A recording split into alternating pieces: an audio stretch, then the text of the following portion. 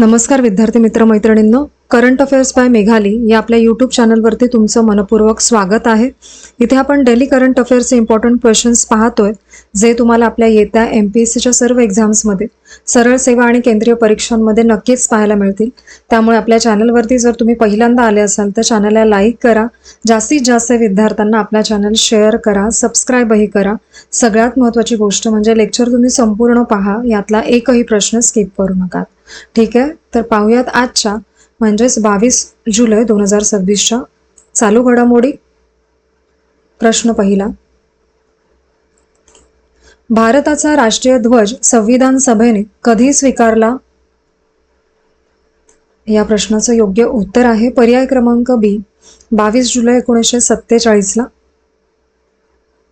महत्त्वाचे पॉइंट्स पहा या प्रश्नाचे. 22 जुलैला राष्ट्रीय ध्वज दिन असतो, त्याचं कारण आत्ताच आपण पाहिलं. आणि 22 जुलै 1947 रोजी संविधान सभेने तिरंग्याला अधिकृत राष्ट्रीय ध्वज म्हणून मान्यता दिली. आणि तिरंग्याचे मूळ जे डिझाईन होते ते पिंगली व्यंकय्या यांनी केलेले होते. या व्यतिरिक्त 22 जुलैला जागतिक मेंदू दिन असतो. ठीक आहे, आणि हा जागतिक मेंदू दिन दरवर्षी साजरा करतात. मेंदूच्या आरोग्याबद्दल लोकांमध्ये जागरूकता निर्माण करणं हे यामागचं उद्दिष्ट आहे, हे लक्षात घ्या. पुढील प्रश्न पहा. प्रश्न दुसरा, अमूलचा जगातील सर्वात मोठा दही उत्पादन प्रकल्प कोणत्या राज्यात उभारला जात आहे? तर या प्रश्नाचं योग्य उत्तर आहे पर्याय क्रमांक सी, पश्चिम बंगालमध्ये. महत्त्वाचे पॉइंट्स पहा या प्रश्नाचे. अमूल पश्चिम बंगालमध्ये जगातील सर्वात मोठा दही उत्पादन प्रकल्प उभारतोय. आणि हा प्रकल्प हावडा फूड पार्क, सांक्राईल, हावडा जिल्हा येथे तयार होत आहे. ठीक आहे, आणि या प्रकल्पासाठी सुमारे 700 कोटी रुपयांची गुंतवणूक होणार आहे. आणि रोज 30 लाख लिटर दूध प्रक्रिया करण्याची क्षमता या प्रकल्पामध्ये असणार आहे. एवढा मोठा आहे हा प्रकल्प. आणि हा संपूर्ण एकात्मिक डेअरी प्रकल्प आहे, म्हणजेच दूध संकलन, प्रक्रिया आणि पॅकेजिंग सगळं एकाच ठिकाणी यामध्ये होणार आहे. आणि देशातल्या डेअरी सहकारी संस्था शेतकऱ्यांना बाजारपेठ मिळवून देतात, त्यामुळे त्यांना थेट फायदा होत असतो या अंतर्गत, हे लक्षात घ्या. पुढील प्रश्न पहा. प्रश्न तिसरा, डिजिटल लोकल पास सुविधा कोणत्या संस्थेने सुरू केलेली आहे? तर या प्रश्नाचे योग्य उत्तर आहे पर्याय क्रमांक ए, भारतीय राष्ट्रीय महामार्ग प्राधिकरण. महत्त्वाचे पॉइंट्स पहा. NHAI ने जुलै 2026 मध्ये डिजिटल लोकल पास सुविधा सुरू केलेली आहे. आणि ही सोय राजमार्ग यात्रा मोबाईल ॲपवरती मिळते. ॲप लक्षात घ्या, राजमार्ग यात्रा असा ॲप आहे, त्याद्वारे तुम्ही ही सुविधा घेऊ शकता. आणि डिजिटल लोकल पास टोल प्लाझापासून 20 किलोमीटरच्या आत राहणाऱ्या लोकांसाठीच आहे ही सुविधा. आणि मासिक पासने संबंधित टोल प्लाझावरती जितका हवे तितका प्रवास तुम्ही करू शकता, असे साधारण निकष आहेत त्यामध्ये. आणि ही सुविधा पहिल्यांदा दिल्लीच्या मुंडका बक्करवाला टोल प्लाझावरती लागू झालेली आहे. ठीक आहे, आणि हा toll plaza urban extension road 2 वरती आहे. आणि NHAI ने मार्गमित्र नावाचं AI आधारित हेल्प सेंटर सुद्धा यासाठी सुरू केलेलं आहे. आणि मार्गमित्र हेल्प सेंटर राष्ट्रीय महामार्ग वापरकर्त्यांना ऑनलाईन मदत देत असते. पुढील प्रश्न पहा. प्रश्न चौथा, भारतात मंजुरी मिळालेल्या पहिल्या डेंग्यू लसीचं नाव काय आहे? तर या प्रश्नाचं योग्य उत्तर आहे पर्याय क्रमांक सी, क्यूडेंगा असं त्या लसीचं नाव आहे. महत्त्वाचे पॉइंट्स पहा. क्यूडेंगा ही भारतात मंजुरी मिळालेली पहिली डेंग्यू लस आहे. आणि भारतामध्ये DCGI ने या लसीला मंजुरी दिली. ठीक आहे, तकेडा जपान कंपनीने क्यूडेंगा लस बनवलेली आहे. आणि ही लस 4 ते 60 वर्षे वयोगटांसाठी वापरता येते. आणि क्यूडेंगाचे डोस 2 डोस घ्यावे लागतात. आणि दोन्ही डोसांमध्ये 3 महिन्यांचं अंतर ठेवावे लागते असे नियम आहेत यासाठी. आणि ही लस त्वचेखाली दिली जाते आणि लस घेण्यापूर्वी डेंग्यू झाला आहे का याची चाचणी गरजेची नाही आहे यामध्ये. आणि ब्राझील, अर्जेंटिना, कोलंबिया आणि इंडोनेशिया या देशांनीही क्यूडेंगा आपल्या सार्वजनिक लसीकरण कार्यक्रमात आत्तापर्यंत घेतलेली आहे. ठीक आहे. पुढील प्रश्न पहा, प्रश्न 5वा. 30 जून 2026 पर्यंत DGCA ने किती कमर्शियल पायलट लायसन्सेस म्हणजे CPL जारी केलेले आहेत? तर या प्रश्नाचं योग्य उत्तर आहे पर्याय क्रमांक बी, 1331 इतके. महत्त्वाचे पॉइंट्स पहा या प्रश्नाचे. DGCA ने 30 जून 2026 पर्यंत 1331 कमर्शियल पायलट लायसन्सेस दिलेले आहेत आणि ही माहिती 20 जुलै 2026 रोजी राज्यसभेमध्ये सादर करण्यात आली.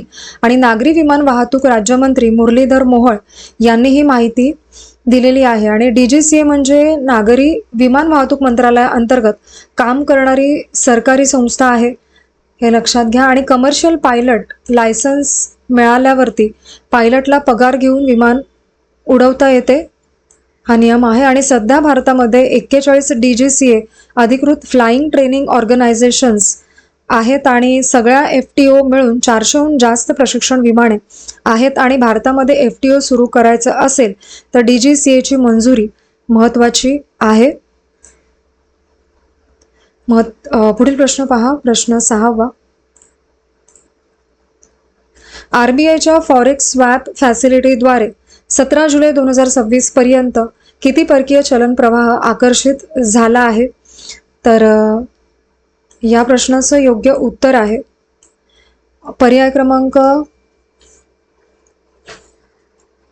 सी, 20.7 अब्ज डॉलर इतका. महत्त्वाचे पॉइंट्स पहा.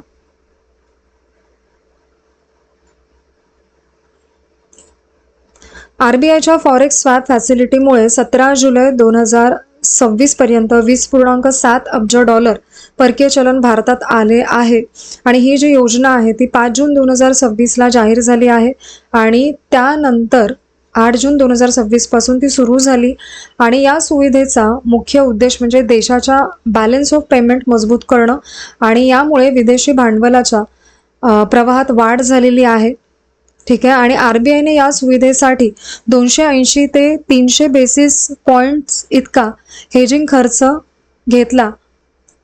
आणि FCNRB ठेवीवरील डॉलर व्याजदर आधी 2 ते 4% इतका होता आणि आता तो 5.5 ते 7.1% पर्यंत गेला आहे. 2013 मध्ये RBIच्या अशाच स्वॅप फॅसिलिटीने 26 अब्ज डॉलर मिळवले होते आणि सध्याची सुविधा अगदी त्याच धर्तीवरती रचलेली आहे. पुढील प्रश्न पहा, प्रश्न 7वा.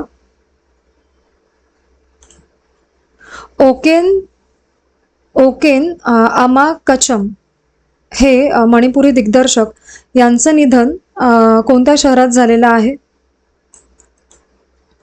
तर या प्रश्नाचं योग्य उत्तर आहे पर्याय क्रमांक डी, इम्फाळ येथे. महत्त्वाचे पॉइंट्स पहा. राष्ट्रीय पुरस्कार विजेते मणिपूर दिग्दर्शक ओकेन आमाकचम यांचे 19 जुलै 2026 रोजी इम्फाळ मणिपूरमध्ये निधन झालं. ते 64 वर्षांचे होते आणि त्यांचा जो जन्म आहे तो 1 मार्च 1962 रोजी झाला होता. ठीक आहे. ओकेन हे केवळ दिग्दर्शक नव्हते तर संगीत दिग्दर्शक आणि अभिनेते देखील होते. आणि 1994 मध्ये मायोफिगी माचा या चित्रपटासाठी त्यांना राष्ट्रीय चित्रपट पुरस्कार देखील मिळालेला आहे, हा पॉइंट लक्षात घ्या.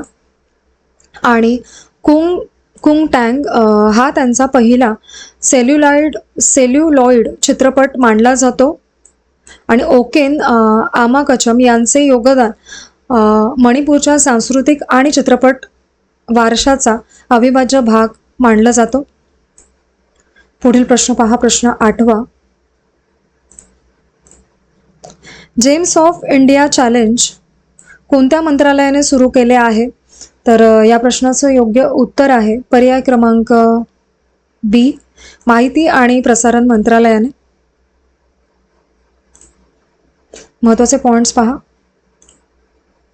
माहिती आणि प्रसारण मंत्रालयाने जेम्स ऑफ इंडिया चॅलेंज सुरू केलेला आहे आणि या उपक्रमाचा उद्देश म्हणजे ग्रास रूट्स डिजिटल क्रिएटर्सना प्रोत्साहन देणं असा आहे. आणि कार्यक्रम माय वेव्ज या वेव्ज OTTच्या प्लॅटफॉर्मवरती घेतला जातो आणि स्पर्धेमध्ये 1 ते 3 मिनिटांच्या व्हिडिओ सादर करायचा आहे असे साधारण निकष आहेत.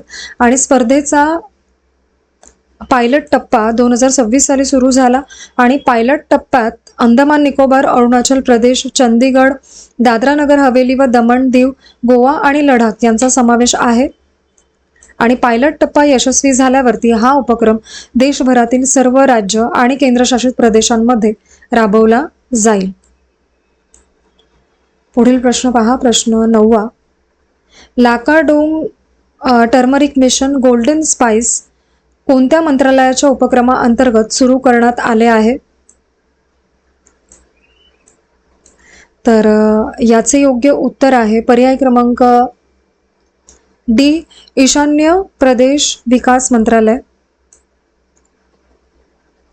महत्त्वाचे पॉइंट्स पहा.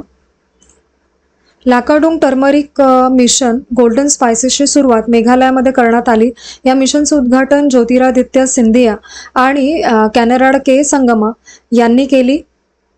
आणि हा प्रकल्प डोनर मंत्रालयाच्या USP उपक्रमाअंतर्गत राबवला जात आहे आणि प्रकल्पाची किंमत जी आहे ती 175 कोटींहून अधिक आहे.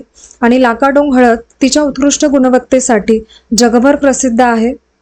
मिशनचं उद्दिष्ट म्हणजे farm to global market ecosystem तयार करणं असं आहे आणि लागवड क्षेत्र 7,000 हेक्टरपर्यंत वाढवले जाणार आहे या अंतर्गत.